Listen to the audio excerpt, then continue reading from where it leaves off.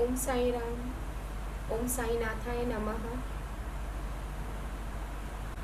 A very warm good morning to one and all. Welcome to अध्याय 5, अध्याय 5 श्री साई सच्चरित्र अध्याय 5 की हम शुरुआत करेंगे.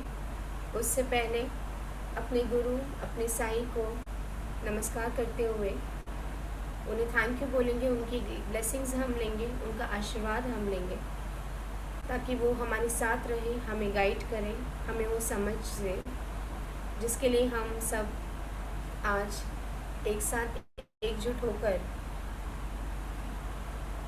पारायण कर रहे हैं. गुरु ब्रह्मा गुरु विष्णु गुरुर्देवो महेश्वरः गुरुर् साक्षात् परब्रह्मा तस्मै श्री गुरुवे नमः. ओम शांति शांति शांति.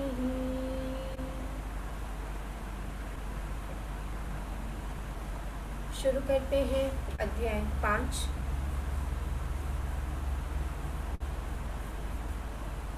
आज हम श्रवण करेंगे किस तरह से बाबा आते हैं पूर्ण शिरडी में, किस तरह से वो लोगों से मिलते हैं, लोग किस तरह से उन्हें वेलकम करते हैं और बहुत सारी कथाओं के बारे में आज हम जानेंगे. तो शुरू करते हैं अध्याय 5. चांद पाटिल की बारात के साथ श्री साई बाबा का पुनर्आगमन, अभिनंदन तथा श्री साई शब्द से संबोधन, अन्य संतों से भेंट, वेशभूषा व नित्य कार्यक्रम, पादुकाओं की कथा, मोहिद्दीन के साथ कुश्ती, मोहिद्दीन का जीवन परिवर्तन, जल का तेल में रूपांतर, मिथ्या गुरु जौहर अली. जैसे गत अध्याय में कहा गया है कि अब श्री साई बाबा के शिरडी से अंतर्धीन होने के पश्चात उनका शिरडी में किस प्रकार आगमन हुआ, इसका वर्णन करूँगा. चांद पाटिल की बारात के साथ पुनर्आगमन. जिला औरंगाबाद, निज़ाम स्टेट के धूप गांव में चांद पाटिल नामक एक धनवान मुस्लिम रहते थे. जब वे औरंगाबाद को जा रहे थे तो मार्ग में उनकी घोड़ी खो गई. 2 मास तक उन्होंने उसकी खोज में घोर परिश्रम किया, परंतु उसका कहीं पता न चल सका. अंत में वे निराश होकर उसकी जिन को पीठ पर लटकाए औरंगाबाद को लौट रहे थे. तब लगभग 14 मील चलने के पश्चात उन्होंने एक आम्र वृक्ष के नीचे एक फकीर को चीलम तैयार करते देखा, जिसके सिर पर एक टोपी, तन पर कफनी और पास में एक सटका था. फकीर के बुलाने पर चांद पाटिल उनके पास पहुंचे. जिन देखते ही फकीर ने पूछा, ये जिन कैसी? चांद पाटिल ने निराशा के स्वर में कहा, क्या कहूँ, मेरी घोड़ी थी, वो खो गई है और यह उसी की जिन है. फकीर बोले, थोड़ा नाले की ओर भी तो ढूंढो. चांद पाटिल नाले के समीप गए तो अपनी घोड़ी को वहां चराते देखकर उन्हें महान आश्चर्य हुआ.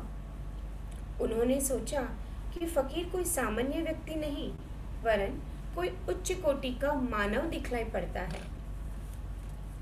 घोड़ी के साथ लेकर जब वे फकीर के पास लौट कर आए, तब तक चिलम भरकर तैयार हो चुकी थी. केवल 2 ही वस्तुओं की और आवश्यकता रह गई थी. एक तो चिलम सुलगाने के लिए अग्नि और दूसरा साफी को गीला करने के लिए जल. फकीर ने अपना चिमटा भूमि में घुसेड़कर ऊपर खींचा तो उसके साथ ही एक प्रज्वलित अंगार बाहर निकला और वो अंगार चिलम पर रखा गया। फिर फकीर ने सटके से जो ही बलपूर्वक जमीन पर प्रहार किया, त्यों ही वहां से पानी निकलने लगा और उसने साफी को भिगोकर चिलम को लपेट लिया। इस प्रकार सब प्रबंध कर फकीर ने चिलम पी और तत्पश्चात चांद पाटिल को भी दी। यह सब चमत्कार देखकर चांद पाटिल को बड़ा विस्मय हुआ। चांद पाटिल ने फकीर से अपने घर चलने का आग्रह किया। दूसरे दिन चांद पाटिल के साथ फकीर उनके घर चला गया और वहां कुछ समय तक रहा। पाटिल धूपगांव का अधिकारी था। उसके घर पर अपने साले के लड़के का विवाह होने वाला था और बारात शिरडी को जाने वाली थी। इसलिए चांद पाटिल शिरडी को प्रस्थान करने का पूर्ण प्रबंध करने लगा। फकीर भी बारात के साथ ही गया। विवाह निर्विघ्न संपन्न हो गया और बारात कुशलतापूर्वक धूप गांव को लौट आई। परंतु फकीर शिरडी में ही रुक गया और जीवन पर्यंत वहीं रहा। किस तरह से बाबा अपने पास लोगों को, अपने भक्तों को खींच लाते हैं। कोई भी समय हो, कोई भी तरीका हो, कोई भी सिचुएशन हो, लेकिन बाबा अपने भक्तों को हमेशा अपने पास खींच के लाते हैं। यही बाबा का है कि जो एक बार सरप्राइज बोले या बाबा की करम बोले, एक बार बाबा से जो जुड़ जाता है वो जन्मों जन्मों तक जुड़ा रहता है और बाबा अपने पास खींच के लेके आते हैं। आगे हम पढ़ते हैं कि फ़कीर जो था, जो यंग लड़का था, फ़कीर जो था, उसको साई नाम कैसे मिला और किसने दिया। फ़कीर को साई नाम कैसे प्राप्त हुआ। जब बारात शिरडी पहुंची तो खंडोबा के मंदिर के समीप मालसापति के खेत में एक वृक्ष के नीचे ठहराई गई। खंडोबा के मंदिर के सामने ही सब बैलगाड़ियां खोल दी गई और बारात के सब लोग एक एक करके नीचे उतरने लगे।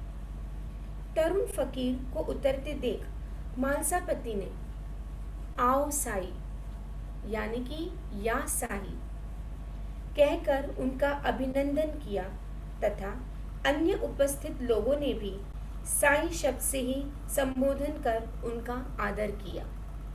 इसके पश्चात वे साई नाम से ही प्रसिद्ध हो गए। मालसापति के बारे में हम कुछ यहाँ पे बात करेंगे। मालसापति का पूरा नाम था चिन्माजी मालसापति नागारे और मालसापति पहले से ही बहुत ही स्पिरिचुअल किस्म के इंसान थे, आध्यात्मिक इंसान थे, बहुत गरीब थे और पेशे से एक्चुअली वो गोल्डस्मिथ थे, यानी कि सुनार का काम करते थे। लेकिन पहले से ही उन्हें हमेशा आध्यात्मिक की तरफ रुचि हुई है, स्पिरिचुअलिटी की तरफ उनकी रुचि हुई थी।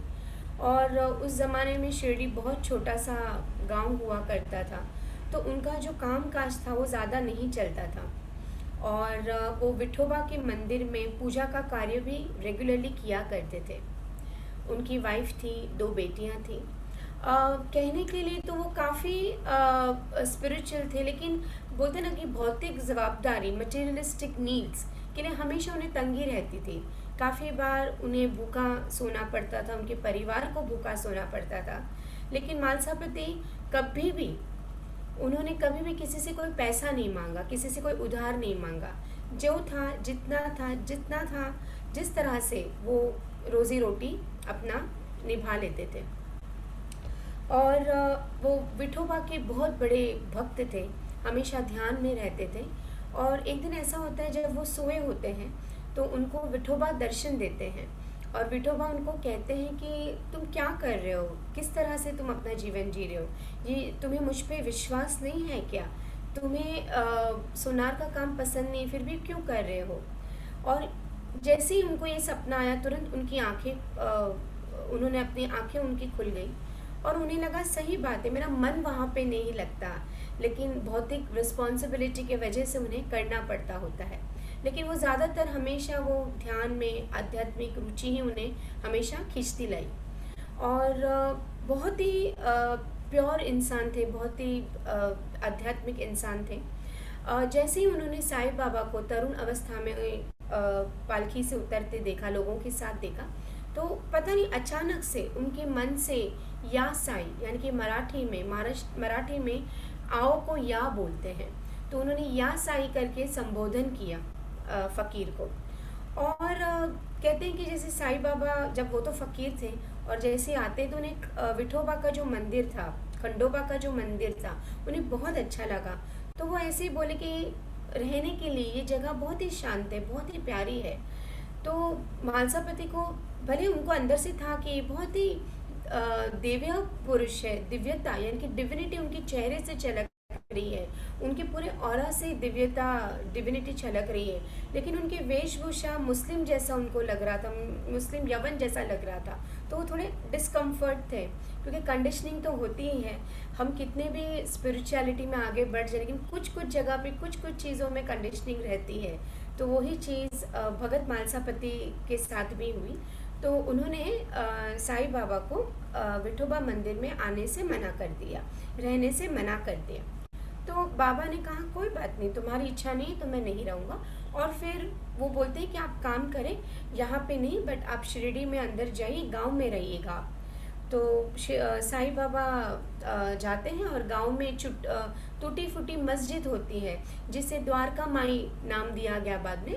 और वो टूटी फूटी मस्जिद में खुद का घर बसा के वहीं वो जीवन पर्यंत रहे। लेकिन यहाँ पे हमेशा मालसापति को ये बात रही कि कुछ तो इस इंसान में, इस तरुण व्यक्ति में है, तरुण फकीर में है, और पता नहीं उनका दिल, उनका मन, उनका शरीर उनकी तरफ खींचता चला गया। और वो तरुण फकीर ने अपने सानिध्य में, अपने प्रोटेक्शन में मालसापति को ले लिया, और भगत मालसापति ये नाम दिया। बाबा उसे भगत कह के ही बुलाया करते थे, पुकारा करते थे। और इनिशियली जब फ़कीर यानी कि साईं बाबा तरुण अवस्था में जब आए, तो अप्पा जागले और काशीराम शिंपी ने ही बाबा को काफ़ी हेल्प की। उस वक्त वो कुछ पैसे देते थे, कुछ आने देते थे चिलम के लिए, तंबाकू के लिए बाबा को। और मालसापति को भी बहुत ही उनसे मनभाव हो गया। बाबा ने उन्हें फिर भी एक्सेप्ट किया। यहाँ पे हम कुछ लोग सोच सकते हैं कि उन्होंने खंडोबा मंदिर में रहने नहीं दिया, फिर भी बाबा ने उनको क्यों एक्सेप्ट किया, क्यों उनको अपने शरण में ले लिया। यही बात है खास बाबा की, कि बाबा को पता था कि उसके इंटेंशंस गलत नहीं है, लेकिन उनकी कंडीशनिंग कुछ चीज़ों में है, जो वो कंडीशनिंग से उन्हें बाहर आना है। और वो इंसान बहुत अच्छे हैं, बहुत आध्यात्मिक पुरुष है, और उन्हें आध्यात्मिकता में, स्पिरिचुअलिटी में और काफ़ी आगे जाना है। और इसी लिहाज से, इसी रिश्ते से उन्होंने हमेशा मालसापति, भगत मालसापति को हमेशा अपने सानिध्य में रखा, हमेशा अपने पास रखा। और वो हमेशा जानते थे कि मालसापति कभी पैसा नहीं लेते, उनको हमेशा पैसों की तंगी रहती थी, खाने का हमेशा उन्हें तंगी रहती थी, वो कभी भी पैसे नहीं लेते थे। एक बार ऐसा हुआ कि उन्होंने काका साहेब दीक्षित, जो अगेन बहुत ही नज़दीक के डिवोटी रहे हैं साईं बाबा के, उनको कहा कि ये 10 रुपये लो। बाबा ही उन्हें 10 रुपये देते, बोलते ये 10 रुपये दो और डाक के द्वारा मालसापति के घर पे पहुंचा देना। तो दीक्षित कहते हैं कि आप मुझे क्यों बोल रहे हैं डाक के, आप ही खुद दे दीजिए मालसापति को। तो बोलते नहीं, वो मुझसे भी नहीं लेगा, वो द्रव्य यानी कि पैसे वो मुझसे नहीं लेगा, मैं जैसे कह रहा हूँ वैसा करो, सिर्फ उसको ये बता देना कि डाक से कुछ आएगा, उसे एक्सेप्ट करना है, डाक से कुछ आएगा उसे एक्सेप्ट करना है। तो काका दीक्षित ने तो वैसे ही किया, मालसापति को बता दिया, और कुछ दिनों में डाक से पैसे लिए, लेकिन उन्हें जो बताया गया था कि उन्हें एक्सेप्ट करना है, बाबा के आशीर्वाद से उन्हें एक्सेप्ट करना है, तो उन्होंने कोई क्वेश्चन नहीं किया, और वो चीज़ यानी कि वो पैसे 10 रुपये उस ज़माने में तो बहुत बड़ी अमाउंट थी, वो उन्होंने एक्सेप्ट कर ली। तो इस तरह से बाबा अपने डिवोटी का ऐसे ध्यान रखते थे, और वो कभी नहीं चाहते थे कि मालसापति को इन सब चीज़ों में वो पड़े, या उनकी इच्छा के अगेंस्ट जाके उनको कुछ दे। इसके लिए उन्होंने ये तरीका आजमाया। और भी काफ़ी सारे कथाएं हैं मालसापति रिलेटेड। उनको दो बेटियां थी, उनको लड़का नहीं था, तो बाबा के आशीर्वाद से उन्हें लड़का भी प्राप्त हुआ। और इस तरह से मालसापति जो थे वो भगत मालसापति के रूप में बाबा के सानिध्य से उन्हें काफ़ी लाभ पहुंचा, आध्यात्मिक जर्नी उन्हें काफ़ी आई। इनफैक्ट इतना हो गया था कि मालसापति के अंदर खुद विठोबा आते थे, जैसे पोसेस्ड होते हैं ना, खुद विठोबा आते थे, और जो भी उस वक्त मालसापति के मुंह से निकल जाता था वो 100% सही होता था, वो प्रोडक्शन दिया करते थे, वो बोला करते थे। तो इतना भगवान का आशीर्वाद रहता था। इतनी सब तकलीफ़ों के बावजूद, जैसे मैंने बताया कि पैसों की तकलीफ़ थी या खाने की तकलीफ़ थी, कभी भी मालसापति ने अपना प्यार विठोबा के लिए कभी नहीं छोड़ा, अपना प्यार साईं बाबा के लिए कभी नहीं छोड़ा। जैसे जैसे वो और साईं बाबा को जानने लगे, वैसे वैसे उनके करीब आने लगे। उनके इष्ट देव हमेशा विठोबा ही रहे हैं। और कहते हैं ना कि हम लाइफ में हम छोटी मोटी तकलीफ़ों में कैसे हम बह जाते हैं, बहक जाते हैं, कितना कोसने लगते हैं वो भगवान को, वो प्रभु को, कि इतनी तकलीफ़ें दी है, ये बीमारी दी है, पैसों की तंगी दी है, रिश्तों में प्रॉब्लम दिया है, तकलीफ़ें, बिजनेस नहीं चल रहा है, जॉब चली गई है, या जॉब में प्रॉब्लम है, या बच्चों से, मतलब कितनी सारी हमारी शिकायतें होती है। लेकिन मालसापति, भगत मालसापति से यही सीखने हमें मिलना चाहिए, यही सीखना चाहिए कि कोई भी सिचुएशन में प्रभु अगर हमें रखता है तो हमेशा उनकी कृपा होती है, उससे हमें कुछ सीखना होता है, कुछ लर्निंग्स हमारी होती हैं, और वो चीज़ें हमें पॉजिटिवली लेनी होती है। तो ये चीज़ें हमें भगत मालसापति से लेनी है। और कहते हैं कि जितना उनका स्पिरिचुअली, हर एक इंसान का जितना स्पिरिचुअली इवॉल्वमेंट रहता है, उतना ही वो भगवान के, अपने इष्ट देव के, अपने जो भी सद्गुरु को वो मानते हैं, उनके और नज़दीक रहते हैं। इसके लिए बाबा कहते हैं आप किसी को भी आप पूजो, आप अल्लाह को पूजो, आप राम को पूजो, आप जीसस को पूजो, आप विठोबा को पूजो, आप शंकर को पूजो, आप गणपति जी को पूजो, अपने इष्ट देव को हमेशा पकड़ के रखो, हमेशा एक बोलते हैं ना, एक खम्बे की तरह पकड़ के रखो, जिसे भी आप मानते हैं। तो हमें ये सबक लेना है, ये सीख हमें सीखनी है। तो अभी आगे बढ़ते हैं कि ऐसे काफ़ी संत भी आए हैं शिरडी में, उनके बारे में हम आगे श्रवण करेंगे। अन्य संतों से संपर्क। शिरडी आने पर श्री साईं बाबा मस्जिद में निवास करने लगे। टूटी फूटी मस्जिद थी जिसको द्वारका माई का नाम दिया गया। देखो कितना अजीब है, कितना सरप्राइजिंग है। मस्जिद थी, टूटी फूटी थी, लेकिन नाम दिया गया द्वारका माई। बाबा की शिरडी में आने के पूर्व देवीदास नाम के एक संत अनेक वर्षों से वहाँ रहते थे। बाबा को वो बहुत प्रिय थे। वे उनके साथ कभी हनुमान मंदिर में तो कभी चावड़ी में रहते। कुछ समय के पश्चात जानकीदास नाम के एक संत का भी शिरडी में आगमन हुआ। अब बाबा जानकीदास से वार्तालाप करने में अपना बहुत सा समय व्यतीत करने लगे। जानकीदास भी कभी कभी बाबा के स्थान पर चले आया करते थे और पूर्णा तांबे के श्री गगनगिरी नामक एक पारिवारिक वैश्य संत भी बहुधा बाबा के पास आया जाया करते थे। जब प्रथम बार उन्होंने श्री साईं बाबा का बगीचा सींचने के लिए पानी ढोते देखा तो उन्हें बड़ा अचंभा हुआ। वे स्पष्ट शब्दों में कहने लगे कि शिरडी परम भाग्यशालिनी है जहाँ एक अमूल्य हीरा है। जिन्हें तुम इस प्रकार परिश्रम करते हुए देख रहे हो वो कोई सामान्य पुरुष नहीं है, अपितु यह भूमि बहुत भाग्यशालिनी है तथा महान पुण्य भूमि है। इसी कारण इसे यह रत्न प्राप्त हुआ है। इसी प्रकार श्री अक्कलकोट महाराज के एक प्रसिद्ध शिष्य संत आनंदनाथ येवला मठ, जो कुछ शिरडी निवासियों के साथ शिरडी पधारे, उन्होंने भी स्पष्ट कहा कि यद्यपि बाह्य दृष्टि से ये साधारण व्यक्ति जैसा प्रतीत होते हैं, परंतु ये सचमुच असाधारण व्यक्ति है। इसका तुम लोगों को भविष्य में अनुभव होगा। ऐसा कहकर वे येवला को लौट गए।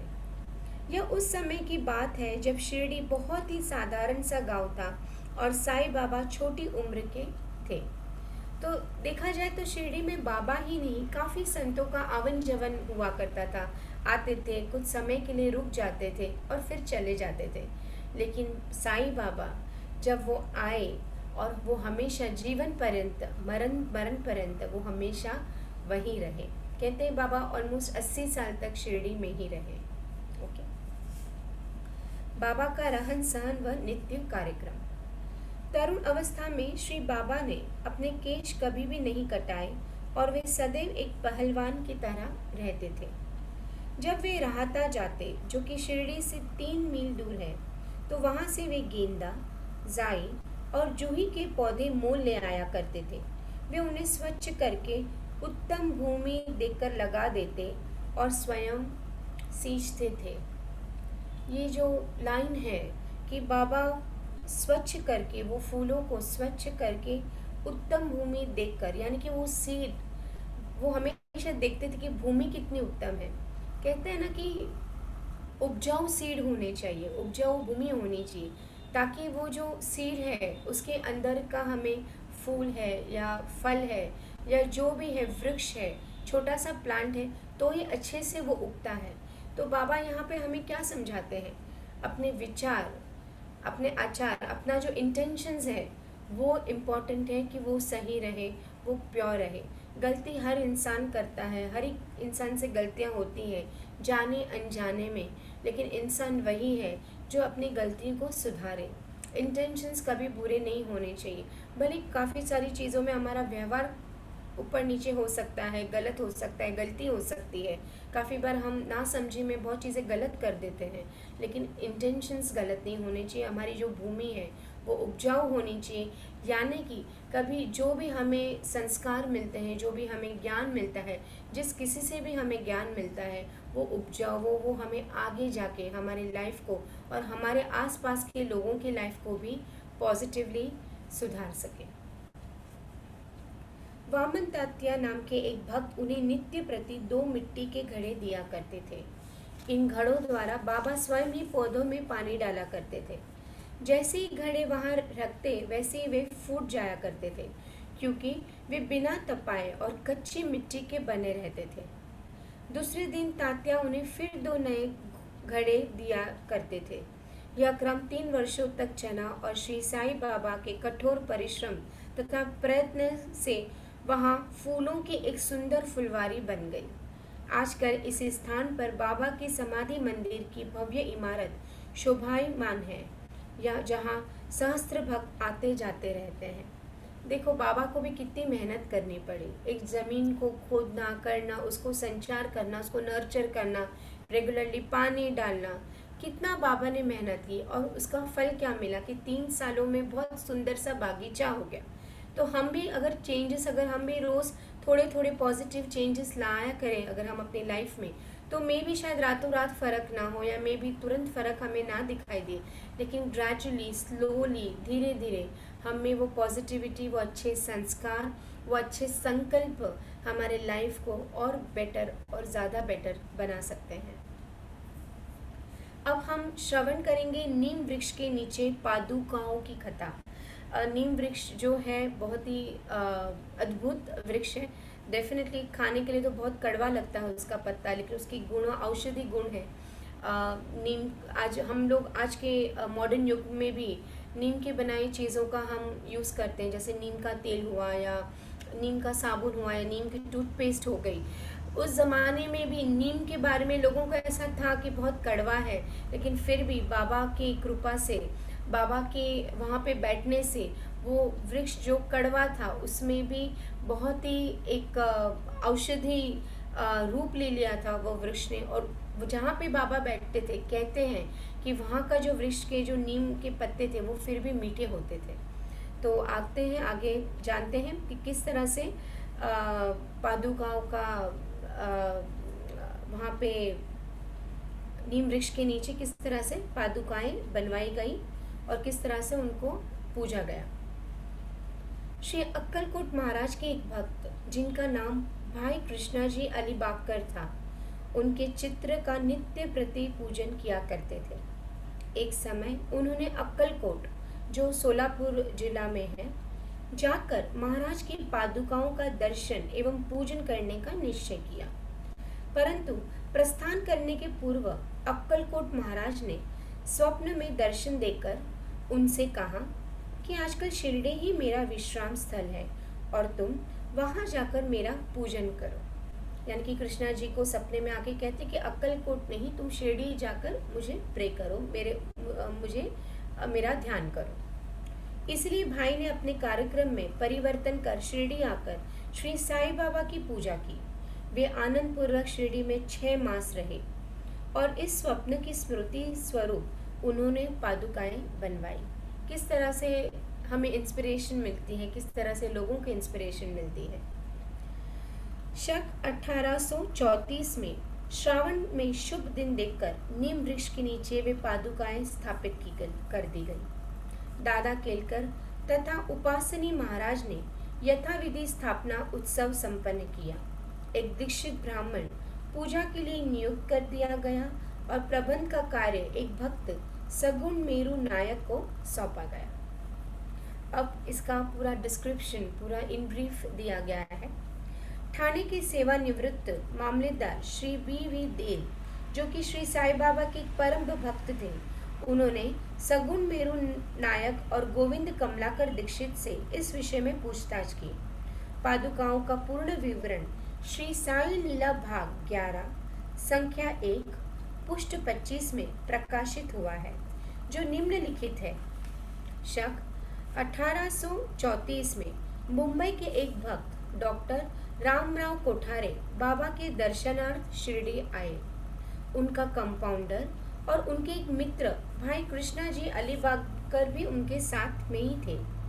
कंपाउंडर और भाई के सगुण मेरू नायक तथा जी के दीक्षित से घनिष्ठ दोस्ती हो गई। अन्य विषयों पर चर्चा करते समय इन लोगों को विचार आया कि श्री साईं बाबा की शिरडी के प्रथम आगमन तथा पवित्र नीम वृक्ष के नीचे निवास करने की ऐतिहासिक स्मृति के उपलक्ष्य में क्यों न पादुकाएं स्थापित की जाए। जब पादुकाओं का निर्माण पर विचार विमर्श होने लगा, तब भाई के मित्र कंपाउंडर ने कहा, यदि यह बात मेरे स्वामी डॉक्टर कोठारी को विदित हो जाए तो वे इस कार्य के निमित्त अति सुंदर पादुकाएं बनवा देंगे। उन्होंने शिरडी आकर पादुकाओं की रूपरेखा बनाई तथा इस विषय में उपासनी महाराज से भी खंडोबा के मंदिर में भेंट की। उपासनी महाराज ने उसमें बहुत सुधार किए और कमल फूल आदि खींच दिए तथा नीचे लिखा श्लोक भी रचा, जो नीम वृक्ष के महात्म्य व बाबा की योग्य शक्ति का द्योतक है, जो इस प्रकार है।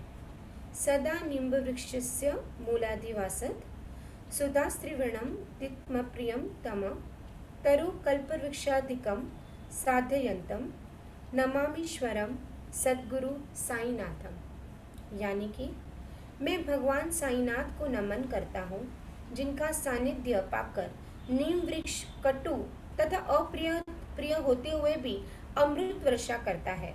इस वृक्ष का रस अमृत कहलाता है। इसमें अनेक व्याधियों से मुक्त देने के गुण होने के कारण इसे कल्पवृक्ष से भी श्रेष्ठ कहा गया है। उपासनी महाराज का विचार सर्वमान्य हुआ और कार्य रूप में ही परिणित हुआ। पादुकाएं मुंबई में तैयार कराई गई और कंपाउंडर के हाथों शिरडी भेज दी गई। बाबा की आज्ञा अनुसार इसकी स्थापना श्रावण की पूर्णिमा के दिन की गई। इस दिन प्रातःकाल 11 बजे जी के दीक्षित उन्हें अपने मस्तक पर धारण कर खंडोबा के मंदिर से समारोह में धूमधाम के साथ द्वारका माई लाए। बाबा ने पादुकाएं को स्पर्श कर कहा कि ये भगवान के श्री चरण है, इनकी नीम वृक्ष के नीचे स्थापना कर दो। इसके एक दिन पूर्व ही बम्बई के एक पारसी भगत पास्ता सेठ ने 25 रुपए का मनी ऑर्डर भेजा था। बाबा ने ये रुपये पादुकाओं की स्थापना के निमित्त दे दिए। स्थापना में कुल 100 रुपये व्यय हुए, जिनमें 75 रुपये चंदे द्वारा एकत्रित हुए। प्रथम 5 वर्ष तक डॉक्टर कोठारे दीपक के निमित्त 2 रुपये मासिक भेजते रहे। उन्होंने पादुकाओं को चारों ओर लगाने के लिए लोहों की छड़ें भी भेजी। स्टेशन से छड़े ढोने और छप्पर बनाने का खर्च 7 रुपये 8 आने सगुन मेरू नायक ने दिए। आजकल जाखड़ी पूजन करते हैं और सगुन मेरू नायक नैवेद्य अर्पण करते तथा संध्या को दीपक जलाते हैं। भाई कृष्णा जी पहले अक्कलकोट महाराज के शिष्य थे।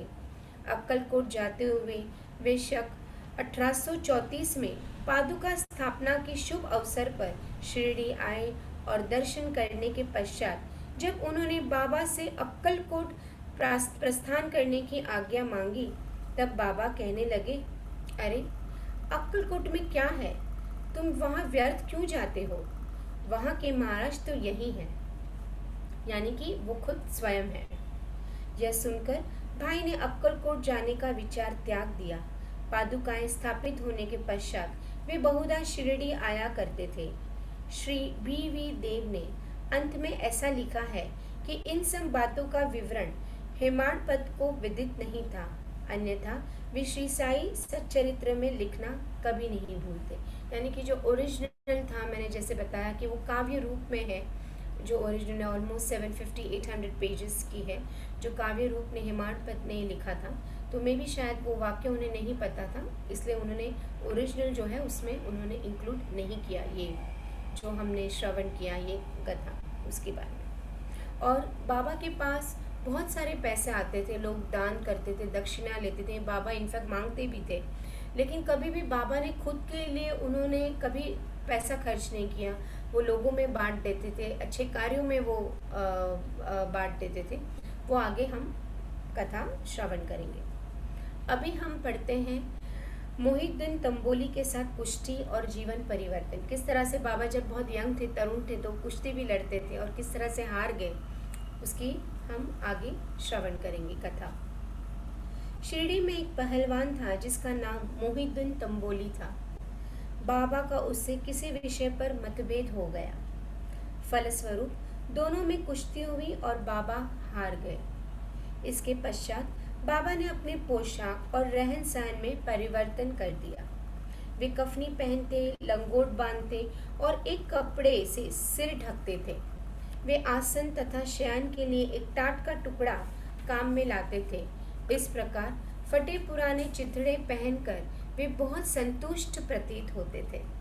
वे सदैव यही कहा करते थे कि गरीबी अव्वल बादशाही, अमीरी से लाख सवाई, गरीबों का अल्लाह भाई। गंगागीर को भी कुश्ती से बड़ा अनुराग था। एक समय जब वो कुश्ती लड़ रहा था तब इसी प्रकार उसको भी त्याग की भावना जागृत हो गई। इसी उपयुक्त अवसर पर उसे देववाणी सुनाई दी। अब वो देववाणी क्या थी? भगवान के साथ खेल में अपना शरीर लगा देना चाहिए। भगवान के साथ खेल में अपना शरीर लगा देना चाहिए। फ्रेंड्स, मैंने जितनी भी बार ये पोथी पढ़ी है, जितनी भी बार ये ग्रंथ को पढ़ा है, बहुत सारे वाक्य हैं जो दिल को छू जाते हैं, जो हमें इंस्पायर करते हैं, जो मोटिवेट करते हैं, जो हमें ज्ञान देते हैं, जो नॉलेज देते हैं। और हमेशा मैं जब भी ये अध्याय पढ़ती हूँ और ख़ास करके ये वाक्य पढ़ती हूँ कि भगवान के साथ खेल में अपना शरीर लगा देना चाहिए, मुझे बहुत पसंद है। मतलब अगर आप मुझे पूछेंगे कि पूरे ग्रंथ में कौन सा ऐसा संवाद है या कौन सा ऐसा वाक्य है जो दिल को छू जाता है, तो मेरे लिए ये वाक्य दिल को छू जाने वाला है कि कितना खूबसूरत है और कितना इन डेप्थ मीनिंग है इसका कि भगवान के साथ खेल में अपना शरीर लगा देना चाहिए। ये हम खेल ही तो खेल रहे हैं फ्रेंड्स, जीवन है, जीवन के संघर्ष है, जीवन की छोटी छोटी खुशियाँ हैं, संघर्ष भी बड़े हैं, अपने लोग हैं, पराये लोग हैं, कोई कुछ बोलता है, कोई कुछ सिखा के जाता है। हर एक रिश्ता, हर एक बंधन हमें और ये समझने में मजबूर करता है कि हम क्यों आए हैं इस दुनिया में, इस प्लैनेट में, हमें क्या सीखना है, किस तरह से हमें अपने कर्मों को, गलत कर्मों को कम करना है और अच्छे कर्मों को बढ़ाना है, और हैज़ अ आत्मा, हैज़ अ सोल हमें किस तरह से जर्नी लेनी है। तो ये कितना खूबसूरत सा वाक्य है कि भगवान के साथ खेल में अपना शरीर लगा दो। हम अपना मन तो हमने हमेशा सुना है कि मन से भगवान को याद करो, लेकिन इसमें शरीर की भी बात की है। इसमें ये कहा गया है, इसका मीनिंग जो मेरी समझ में आता है वो यही है कि मन तो हम लगा देते हैं, काफ़ी बार हम शरीर लगाना भूल जाते हैं। शरीर लगाना भूल जाते हैं यानी कि काफ़ी बार शायद हम दिखावा करते हैं, लेकिन दिल से वो प्रभु को, दिल से ये चीज़ें एक्सेप्ट नहीं करते हैं कि जो भी हमारी लाइफ में होता है, अच्छा या बुरा, वो भगवान नहीं करते, वो प्रभु नहीं करते। हमारे खुद के कर्म ही हमें सारे लर्निंग्स देते हैं, सारी चीज़ें हमें सिखाते हैं। और इस तरह से हमारा जो शरीर जो वो प्रभु ने ही दिया है, उसी को अर्पण करना है। तो कोई बीमारी आए, कुछ तकलीफ आए, शरीर में कोई कष्ट आए, वो तो आएंगी, लेकिन जब हम अपने आप को वो भगवान में, वो प्रभु में अपना शरीर जब लगा देते हैं, हम अपना तन, मन और आत्मा पूरी तरह से जब हम लगा देते हैं, तब हम उसके साथ एक हो जाते हैं। तो ये बहुत ही खूबसूरत है। और जब भी ये वाक्य पढ़ती हूँ, मुझे और इन डेप्थ लगता है कि और काफ़ी और गहरे मीनिंग भी हो सकते हैं। जैसे जैसे हम आगे पढ़ेंगे, हमें और पता चलेगा कि हमें और बहुत सारी चीज़ें समझनी है थ्रू सच्चरिता। इस कारण वो संसार छोड़ आत्म अनुभूति की ओर झुक गया। ओके, जिस तरह से बाबा को भी तरुण अवस्था में लगा कि बस चलो छोड़ देना है, उस तरह से उसे भी लगा कि बस अब छोड़ देना है, और वो आत्म सेल्फ रियलाइजेशन के थ्रू वो आगे बढ़ा। पूर्णा तांबा के समीप एक मठ में स्थापित कर वो अपने शिष्यों सहित वहाँ रहने लगा। श्री साईं बाबा लोगों से ना मिलते ना ही वार्तालाप करते थे। ये इनिशियल स्टेज की बात है, जब वो फिर से शिरडी आए तो वो लोगों से ज़्यादातर कोई मिलते ही नहीं थे। बस ये 5-6 जन ही थे, जैसे बाला शिम्पी हुए या भगत मालसापति जी, कुछ लोगों से ही वो मिलते और वो बात करते। जब कोई उनसे कुछ प्रश्न करता तो वे केवल उतना ही उत्तर देते थे। दिन के समय वे नीम वृक्ष के नीचे विराजमान रहते थे।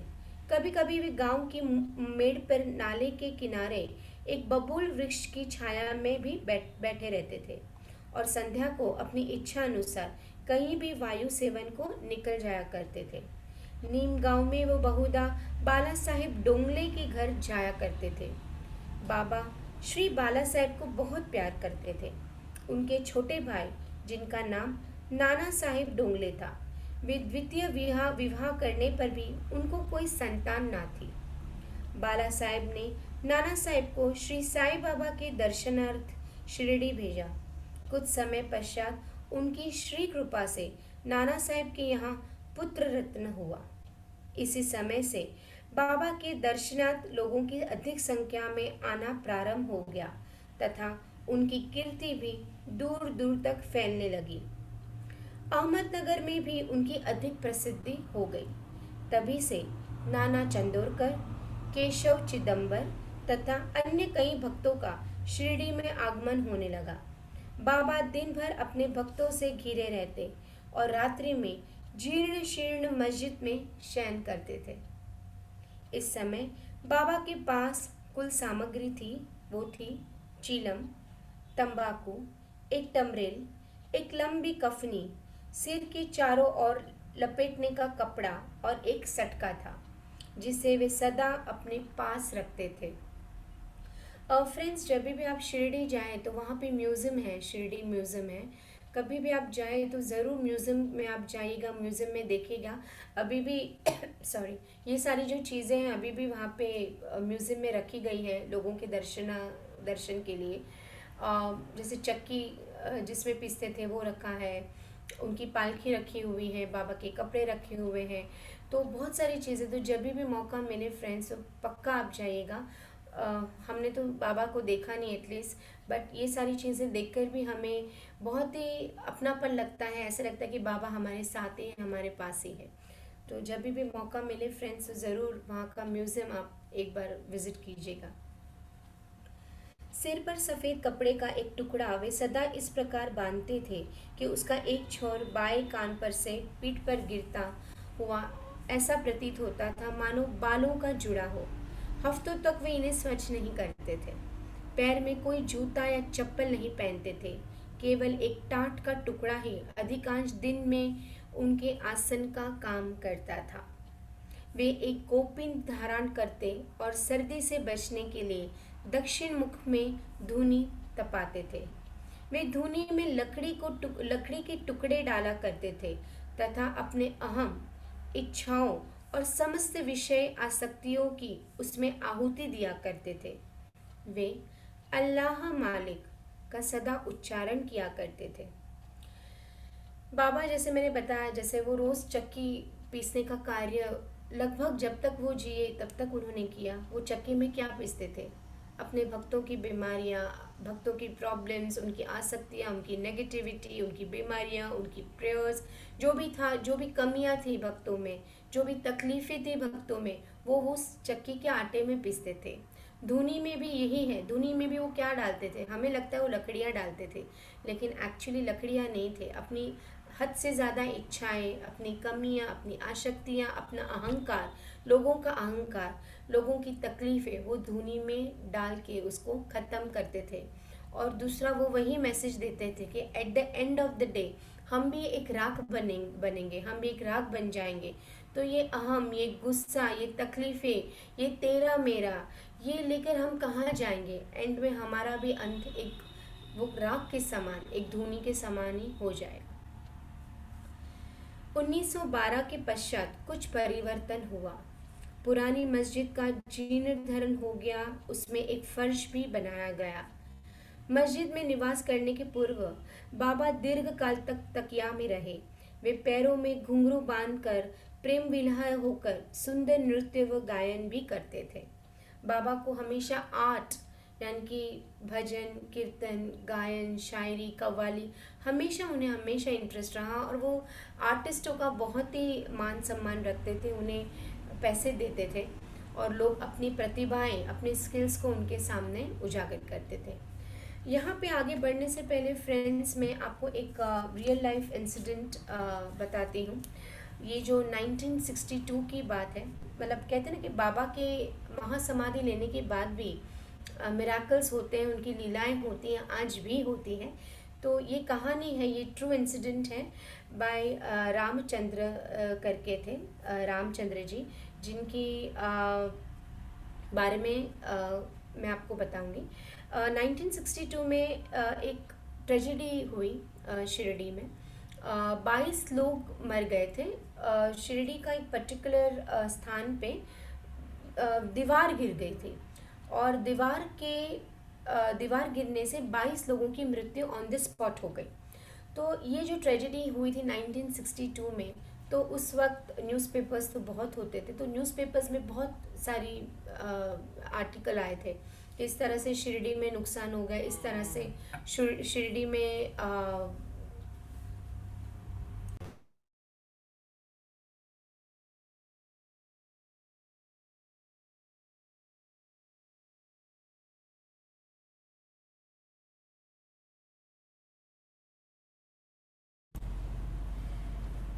सॉरी शिरडी में बहुत ऐसे बहुत उस वक्त न्यूज़पेपर्स में आर्टिकल्स वगैरह आए थे।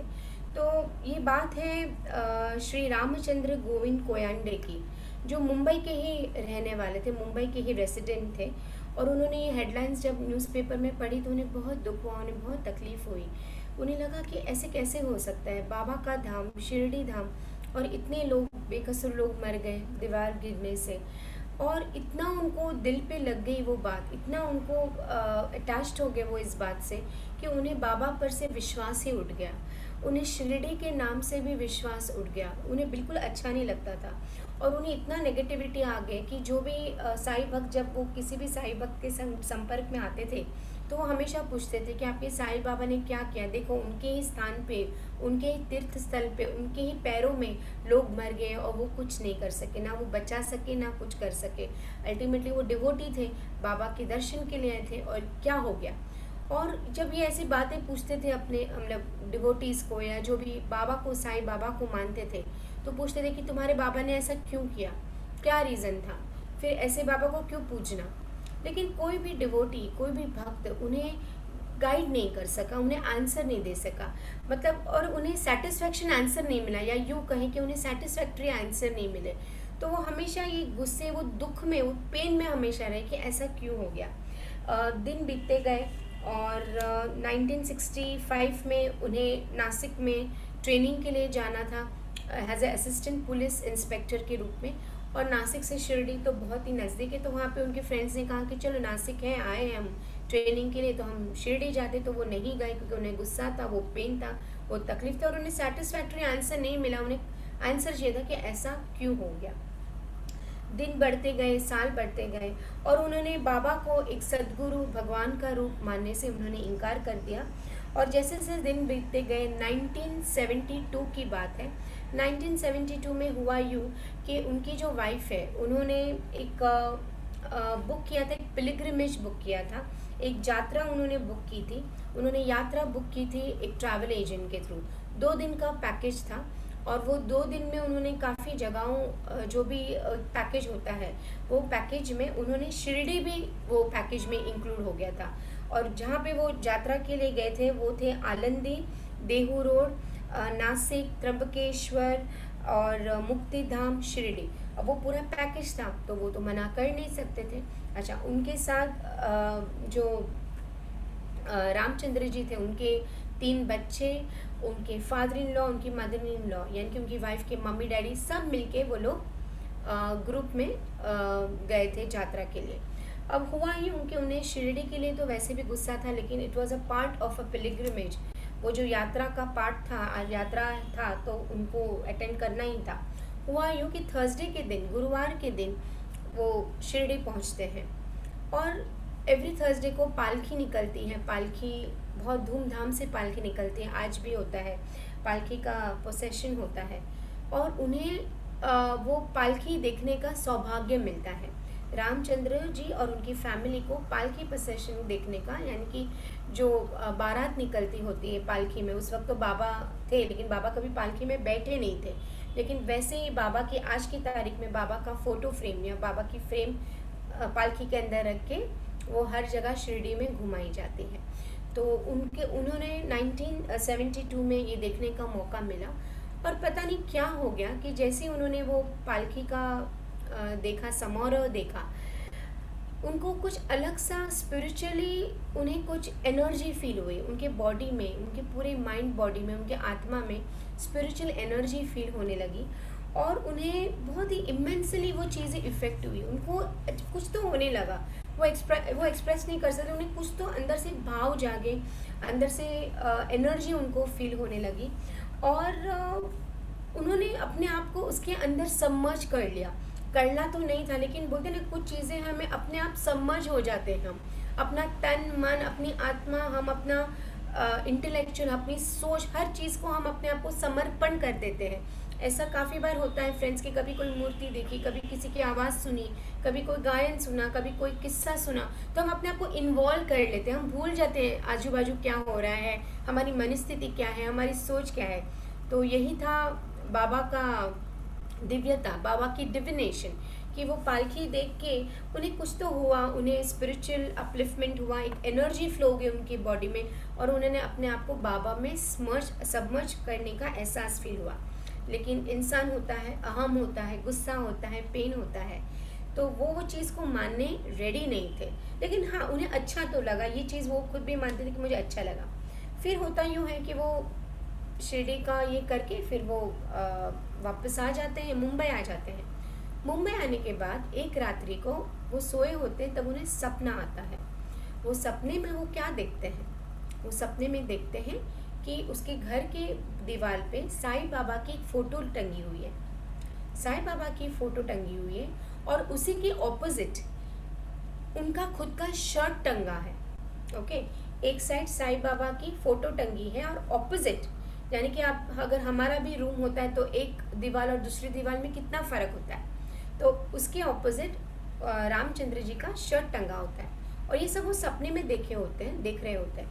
और सपने में वो क्या देखते हैं कि बाबा अपना राइट हैंड निकालते हैं फ़ोटो में से और उनका हाथ लंबा हो रहा है और उसके रामचंद्र जी के शर्ट में से पॉकेट में, उनकी जो पॉकेट होती है शर्ट की, खिस्सा जिसे कहते हैं, वो खिस्से में से बीड़ी का पैकेट निकालते हैं। और ये सब वो सपने में देख रहा होता है और सपने में देख रहा होता है तो वो सोचता है कि यार मैं तो सिगरेट बीड़ी कुछ पीता नहीं हूँ, तो ये बीड़ी का पैकेट कैसे निकलता है? और बाबा के लंबे, इतने लंबे हाथ कैसे हो सकते हैं कि एक दीवार से जाके दूसरी दीवार में से जा रहे हैं और वो बीड़ी का पैकेट उठा रहे हैं? ये सब वो सपने में देख रहे होते हैं। और फिर ऐसा हो जाता है कि बाबा वो बीड़ी को स्मोक करना शुरू कर देते हैं। तो ये सब वो सपने में देखे होते हैं। फिर रामचंद्र जी को बहुत ही सरप्राइजिंग होता है, बहुत ही आश्चर्य होता है कि ये सब क्या मैं देख रहा हूँ। मैं ना बीड़ी पीता हूँ और ये सब कुछ समझ में नहीं आता है। फिर तब बाबा पूछते हैं कि बोलो रामचंद्र, तुम्हें कुछ प्रश्न थे मेरे लिए, तुम्हें कुछ प्रश्न पूछने थे। तुम्हें ये पूछना था ना कि वो 22 जन क्यों उनकी मौत हो गई शिरडी में आके। तो रामचंद्र जी पूछते हैं कि हाँ, मुझे यही था, लेकिन मैंने आपके भक्तों को पूछा, किसी के पास कोई जवाब नहीं था, मुझे किसी ने जवाब नहीं दिया, और जिन्होंने भी जवाब दिया वो मुझे सेटिस्फेक्शन नहीं हुआ कि क्यों 22 लोगों को मौत हो गई बाबा के प्रोटेक्शन में, बाबा के धाम में। तो बाबा उसकी तरफ देखते हैं, बाबा बोलते हैं तुम ये मानते हो कि हर एक कॉइन के दो भाग होते हैं, दो हिस्से होते हैं हर एक कॉइन के, आगे पीछे हर एक सिक्के के दो पहलू होते हैं, तुम ये मानते हो या नहीं? तो रामचंद्र जी बोलते हैं हाँ, मैं ये बात मानता हूँ। ठीक है। तो बोलते हैं कि तुम ये भी मानते हो कि जो इंसान इस दुनिया में, इस धरती पे जन्म लेता है वो मरेगा भी, उसकी मौत तो निश्चिंत है। तुम ये चीज़ मानते हो या नहीं? तो रामचंद्र जी बोलते हैं हाँ, मैं मानता हूँ। फिर वो जो टाइम होता है, तुम ये चीज़ मानते हो कि जब वो इंसान का मौत आता है, वो उसकी मौत जब आती है, जब होनी होती है, वो उसी समय पे होती है, वो घर पे है या बाहर है उससे कोई फ़र्क नहीं पड़ता, लेकिन मौत है तो मौत तो आनी है, उसी समय पे आनी है। ये बात को तुम मानते हो या नहीं? तो बोलते हैं हाँ, मानता हूँ। तुम ये भी मानते हो ना कि मौत अनअवॉइडेबल है, आप कितना भी चाहो मौत को अवॉइड नहीं कर सकते, और वो इनएविटेबल है, वो होना ही है। बस वो जो समय है वो ही है, बाकी तो मौत सबके आनी। तुम ये बात को मानते हो? वो बोलते हैं हाँ, मैं मानता हूँ। तो फिर बाबा कहते हैं जो 22 लोग आए थे, उनकी डेस्टिनी में, उनकी किस्मत में था मरना, उस वक्त मरना, उस वक्त उस साथ मरना। अच्छा, दूसरा, जो भी मेरे शरण में आए हैं, जो जिनकी मौत हुई है, जिनके प्राण त्यागे हैं, वो मेरे शरण में, मेरे कदमों में आए हैं, तो मैं उनकी जन्मों जन्मों का जो कर्म है, जो नेगेटिव कर्म है, जो बाधाएं हैं, वो सब मैं ले लूँगा और उन्हें मोक्ष यानी कि सबसे अच्छी सद्गति मैं दूंगा। ये चीज़ को तुम मानते हो या नहीं मानते हो? तो रामचंद्र जी बोलते हाँ, सही है, ये चीज़ को भी मैं मानता हूँ। तो वो मौत जो थी, वो मौत तो उनको होनी ही थी, भले वो घर में रहे या शिरडी में रहे। और इससे बड़ी और इससे अच्छी बात क्या हो है कि वो जो 22 लोग थे, मेरे शिरडी में आके उन्होंने अपने प्राण त्यागे, मेरे चरणों में आके उन्होंने प्राण त्यागे, और मैं उन्हें उच्च कोटि का मोक्ष दूंगा, उच्च कोटि की सद्गति दूंगा।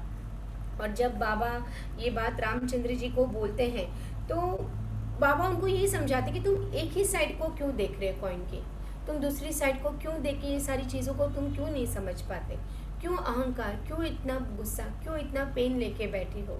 ये चीज़ तुम्हें समझनी है। हर एक इंसान जो दुनिया में आया है, हर एक इंसान को ये चीज़ समझनी है। तो फिर पूछते अभी तुम्हें समझ में आया क्या? तो वो बोलते हैं कि हाँ, अभी मुझे समझ में आई, ये चीज़ आप जो बताना चाहते हैं, आप जो समझाना चाहते हैं, वही समझ में आई कि मौत आनी है, वो डेस्टिनी है, वो घर पे आए, बाहर आए, मंदिर आए, कहीं भी आ सकती है, मौत आनी है। और बाबा के धाम में, बाबा के चरणों में मौत आए, इससे बड़ी और इससे अच्छी बात हो ही नहीं सकती, इससे बड़ा मोक्ष तो किसी के लिए हो ही नहीं सकता। तो इस तरह से उन्हें अपने जवाब मिल जाता है और उसे बहुत फील होता है। और ये सब वो सपने में देख रहा होता है, और अचानक उसकी नींद खुल जाती है, उसे नींद खुल जाती है, तो वो देखता है अरे ये तो सपना था, लेकिन उसको ऐसा लगा ये इतना बड़ा सपना, और उसको फिर भी थोड़ा सा सरप्राइजिंग लगता है। वो क्या करते हैं, वो नेक्स्ट डे शिरडी जाते हैं और वो बीड़ी का पैकेट लेते हैं। वो म्यूज़ियम के पास जब पादुकाएँ, उस वक्त तो उतना स्ट्रिक्ट नहीं होता था, पादुकाएँ वगैरह खुली रखी होती थी दर्शन के लिए। तो वो क्या करते हैं रामचंद्र जी, वो बीड़ी का एक पैकेट लेके जाते हैं और वो बाबा की पादुकाओं के सामने रखते हैं, और वो बोलते हैं कि बाबा मैंने देखा तो सपना ही है, लेकिन मुझे पता नहीं, ऐसा लगता है कि ये सही था, ये सपना नहीं था, या आपने मुझे गाइड किया, आपने मुझे जवाब दिया। तो अगर मैं सही हूँ तो ये बीड़ी का पैकेट आप एक्सेप्ट कर लेंगे। ऐसे करके वो आंख बंद करते हैं, और जैसे ही वो आंख बंद करके खोलते हैं, कुछ ही पलों में देखते हैं कि वो बीड़ी का पैकेट गायब हो जाता है। इससे उन्हें पता चलता है कि नहीं, उन्हें वो कंफर्मेशन आ जाती है कि नहीं, मैंने जो भी देखा वो सपना नहीं था, वो मेरे अर्ध जागृत नींद में, मेरे सबकॉन्शियस माइंड में जब मैं था, तब बाबा ने खुद आके दर्शन देके, मैं जो इतने सालों से मेरे दिमाग में एक ही क्वेश्चन कट रहा था, क्यों हुआ, गलत हुआ, मुझे बाबा ने जवाब दे दिया। तो ये जो ट्रू इंसिडेंट है, श्री साई सागर मैगजीन वॉल्यूम 7 में से लिया गया है। जैसे मैंने बताया कि बाबा अभी भी हैं, अभी भी लोगों के लाइफ में लीलाएं होती हैं, चमत्कार होते हैं। तो ये एक चमत्कार, ये एक आपके साथ मैंने शेयर किया। अब आगे बढ़ते हैं। जल का तेल में परिवर्तन। बाबा को प्रकाश से बड़ा अनुराग था। वे संध्या समय दुकानदारों से भिक्षा में तेल मांग लेते थे तथा दीपमालाओं से मस्जिद को सजाकर रात्रि भर दीपक जलाया करते थे। यह क्रम कुछ दिनों तक ठीक इसी प्रकार चलता रहा। अब बनिए तंग आ गए और उन्होंने संगठित होकर निश्चय किया कि आज से कोई उन्हें तेल की भिक्षा न देगा। नित्य नियम अनुसार जब बाबा तेल मांगने पहुंचे तो प्रत्येक स्थान पर उनको नकारात्मक उत्तर से स्वागत हुआ।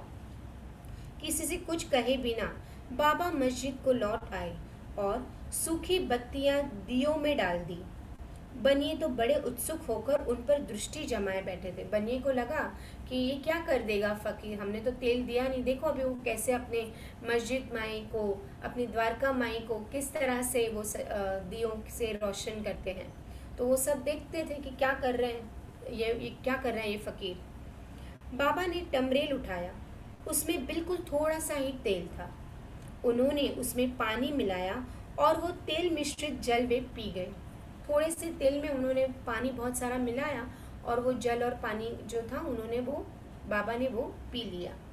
उन्होंने उसे पुनः 3 पार्ट में उगल दिया और वही तेलिया पानी दियों में डालकर उन्हें जला दिया। उन्होंने क्या किया, थोड़ा सा तेल था, ज़्यादा पानी डालकर मिक्स किया, वो पूरा तेल और पानी मिश्रित उन्होंने पिया और वही फिर उन्होंने गागल करके बाहर निकाल दिया 3 पार्ट में, और उसी से उन्होंने दिए के अंदर वो डाला और दिए उन्होंने जलाए। उत्सुक बनियों ने जब दीपकों को पूर्ववत रात्रि भर जलते देखा तब उन्हें अपने किए पर बड़ा दुख हुआ और उन्होंने बाबा से क्षमा याचना की। बाबा ने उन्हें क्षमा कर दिया और भविष्य में सत्य व्यवहार रखने के लिए सावधान किया। ये बहुत ज़रूरी है फ्रेंड्स कि हम बहुत सारी चीज़ें, हम बहुत गुस्से में या बहुत जजमेंटल हो जाते हैं बहुत सारी चीज़ें। तो यही हमें समझनी है कि ये दियों की कथा से ये अभी की बात है। ये बात है, एक लीला है मेघा करके। I just check out her name if I am not mistaken.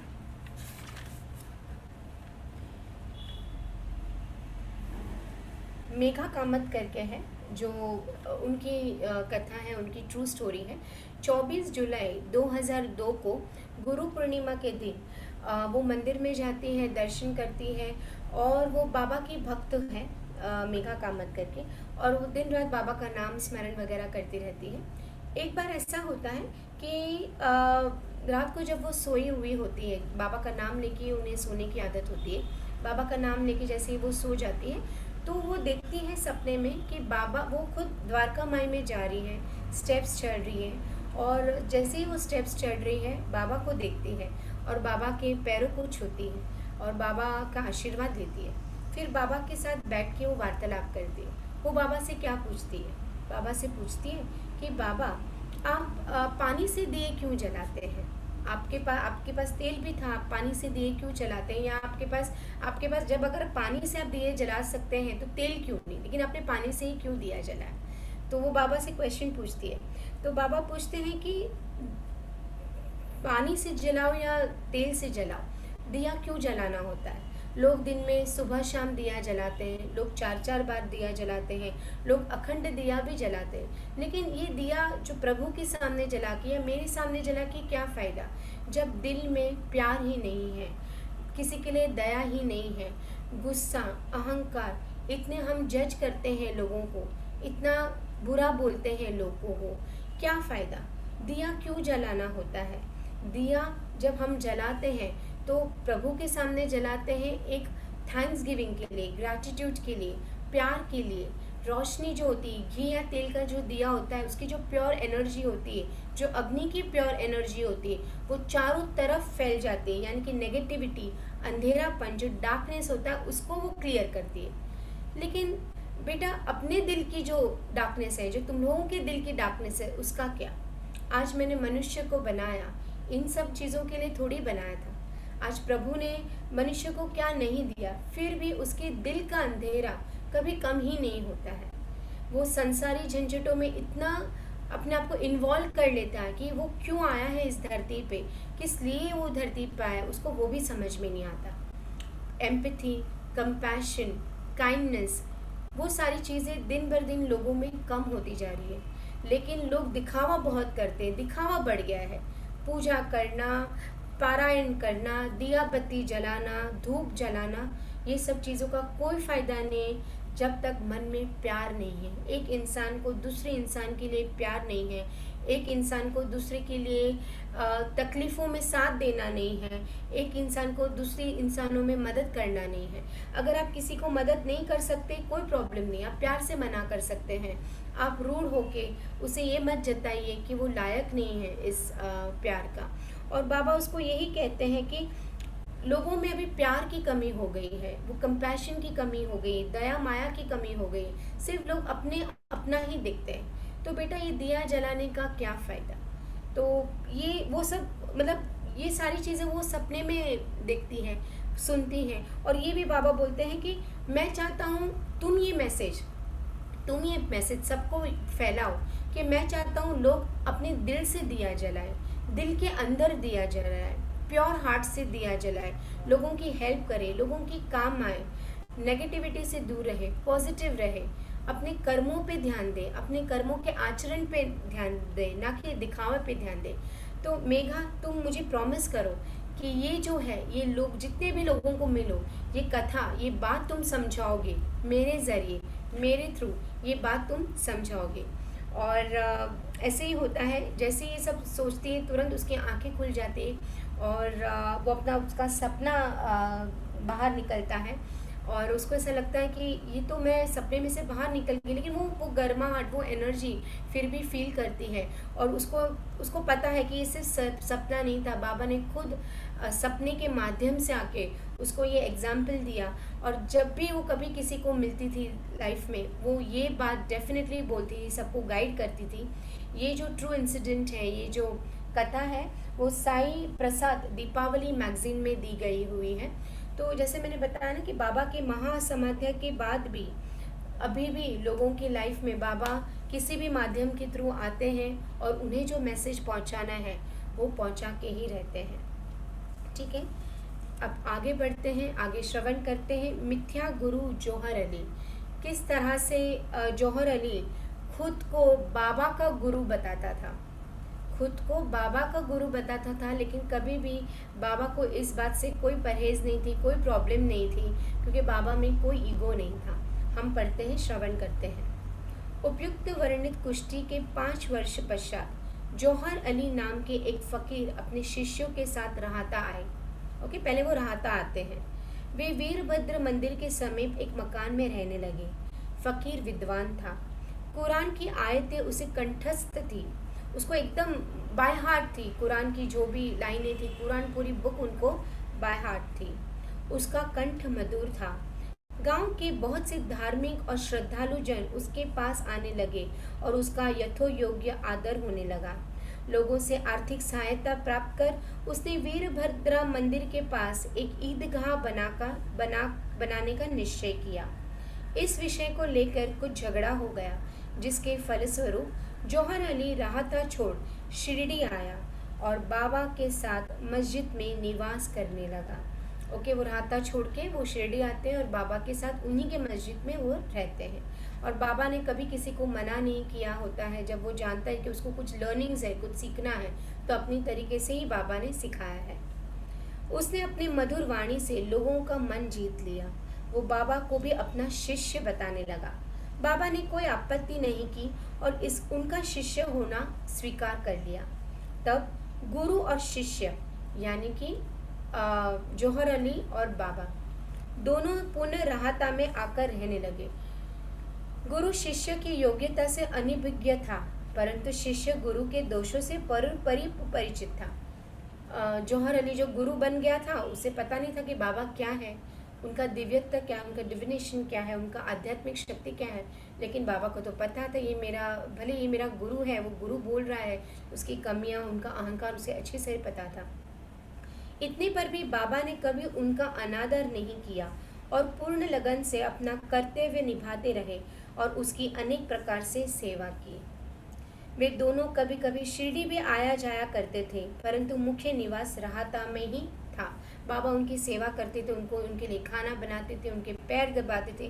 देखिए कितना निश्चल प्यार था उन्हें बिल्कुल भी अहंकार नहीं था कि मैं गुरु हूँ और वो शिष्य है, या मुझे ज़्यादा आता है उसे कम आता है। उसने जैसे उनके गुरु जिन्होंने बनाया था उनको खुद को, वो वैसे ही आचरण करने लगे। श्री बाबा के प्रेमी भक्तों का उनका दूर राहता में रहना अच्छा नहीं लगता था। भक्तों को अच्छा नहीं लगता था ये बाबा क्या कर रहे हैं, खुद इतने बड़े फ़कीर, इतने बड़े सदगुरु होके जौहर अली का कर रहे हैं, तो वो मिथ्या है, गलत इंसान है, क्यों बाबा ये सब कर रहे हैं। लेकिन बाबा की तो अपनी खुद की एक अलग ही रहस्यपूर्ण चीज़ें थी, वो जो समय पे ही पता चलती थी। इसलिए वे सब मिलकर बाबा को शिरडी वापस लाने के लिए गए। जो भी उनके भक्तगण थे, बोले भाई राहता में क्यों रह रहे हो बाबा, आप शिरडी में ही आके रहो। इन लोगों की ईदगाह के समीप बाबा से भेंट हुई और उन्हें अपने आगमन का हेतु बतलाया। बाबा ने उन लोगों को समझाया कि फकीर के आने से पूर्व ही आप लोग शिरडी लौट जाए। इस प्रकार वार्तालाप हो ही रहा था कि इतने में फकीर आ पहुंचा। बाबा उसको समझाते हैं कि भाई मैं इनके साथ ही रहूँगा, वो आ जाएंगे, खाली फुकट गुस्सा हो जाएंगे, आप लोग चले जाइए। लेकिन ये लोग बात ही कर रहे होते हैं, तभी वो फ़कीर यानी कि जौहर अली खुद आ जाता है। इस प्रकार अपने शिष्य को वहाँ से ले जाने का कुप्रयत्न करते देखकर वो बहुत क्रोधित होता है। कुछ वाद विवाद के पश्चात स्थिति में परिवर्तन हो गया और अंत में यह निर्णय हुआ कि फ़कीर और शिष्य यानी कि जौहर अली और साईं बाबा दोनों ही शिरडी में निवास करें, और इसीलिए वे शिरडी में आके रहने लगे। कुछ दिनों के बाद देवीदास ने गुरु की परीक्षा की। जो देवीदास जो हमने स्टार्टिंग में पढ़ा, वो आते हैं वापस शिरडी और गुरु यानी कि जौहर अली जो थे उनकी वो परीक्षा लेते हैं। उसमें कुछ कमी पाई। चांद पाटिल की बारात के साथ जब बाबा शिरडी में आए थे, उससे 12 वर्ष पूर्व देवीदास लगभग 10 या 11 उम्र के अवस्था में शिरडी आए थे और हनुमान मंदिर में रहते थे। ये देवीदास जी के बारे में कहा गया है कि वो बाबा से पहले आए, वो भी छोटी उम्र में आए थे और वो मंदिर में रहते थे, हनुमान मंदिर में रहते थे। देवीदास सुडौल, सुंदर आकृति तथा तीक्ष्ण बुद्धि के थे। वे त्याग की साक्षात मूर्ति तथा अगाध ज्ञानी थे। बहुत से सज्जन जैसे तात्या कोते, काशीनाथ व अन्य लोग उन्हें अपने गुरु समान मानते थे। लोग जौहर अली को उनके सम्मुख लाए, यानी कि लोगों को तो आइडिया था ही, लेकिन वो वो बाबा के सामने वो उन्हें समझ में नहीं था कि बाबा क्यों ये सब कर रहे हैं। पता है वो मिथ्या है, फिर भी बाबा क्यों उसको इतना ये कर रहे हैं। इसलिए उन्होंने क्या किया, देवीदास जी के सामने जौहर अली को लेके आते हैं और उन दोनों में कंपटीशन होती है। विवाद में जौहर अली बुरी तरह पराजित हुआ और शिरडी छोड़कर वैजापुर को भाग गया। उसकी हार उससे बर्दाश्त नहीं हुई और वो शिरडी में छोड़ के वो वैजापुर चला जाता है। वो अनेक वर्षों के पश्चात शिरडी आया और श्री साईं बाबा की चरण वंदना की। बहुत सालों के बाद वो खुद आता है शिरडी, जब उसे एहसास हो जाता है कि मैंने क्या किया। जो सदगुरु थे, जो परब्रह्मा थे, मैंने उसको नौकर बना के रखा, मैंने उसको अपना सेवक बना के रखा, मैंने उसको अपना शिष्य बना के रखा। उसको बहुत फील होता है और बाद में वो कुछ सालों के बाद शिरडी आ जाता है और वो माफ़ी भी मांगता है। और लेकिन फिर भी बाबा अंत तक उनको मान देते हैं। इनफैक्ट वो हमेशा गली के चौराहे तक उन्हें छोड़ने जाते थे, इतना रिस्पेक्ट था बाबा को उनके लिए। और कहते थे उस ज़माने में भी वो 50-50 रुपये जौहर अली को देते थे। उनका यह भ्रम था कि वह स्वयं गुरु था और श्री साईं बाबा उनके शिष्य अब दूर हो चुका था। श्री साईं बाबा उसे गुरु सम्मान ही आदर करते थे। उनका स्मरण कर उसे बहुत पश्चाताप हुआ, उसे बहुत फील होता है, बहुत गिल्ट फील होता है कि मैंने क्या किया, मैंने कितना गलत किया, मैंने कितने पाप ढो दिए। इस प्रकार श्री साईं बाबा ने अपने प्रत्यक्ष आचरण से आदर्श उपस्थित किया कि अहंकार से किस प्रकार छुटकारा पाकर शिष्य के कर्तव्यों का पालन कर किस तरह आत्म अनुभव की ओर अग्रसर होना चाहिए। ऊपर वर्णित कथा मालसपति की कथा अनुसार है। अगले अध्याय में रामनवमी का त्योहार, मस्जिद की पूर्व हालत एवं पश्चात उसके जीर्णाधर इत्यादि का वर्णन होगा। श्री सद्गुरु साईनाथ परमामस्तु। शुभ भवतु। इसी के साथ हम अपना आज का अध्याय 5वां 5th chapter of Shri Sai सच्चरित्र को कंप्लीट करते हैं और हम नेक्स्ट थर्सडे को अध्याय 6 के साथ आएंगे। हम उससे भी बहुत कुछ सीखेंगे, रामनवमी कैसे मनाई जाती थी और उर्स और रामनवमी का जो अलग अलग लोगों के लिए था, मुस्लिम और हिंदू लोगों के त्यौहार को कैसे मनाया जाता था उसके लिए। और आप सभी को मेरी तरफ से दिल से श्री गणेश की आगमन की खुशी, और मैं यही प्रे करूँगी कि गणपति बापा आए, अपने साथ बहुत सारा प्यार, बहुत सारी सुख शांति सभी के लिए लेके आए, अच्छी हेल्थ लेके आए, अच्छी वेल्थ लेके आए, सबको आध्यात्मिक खुशी दे।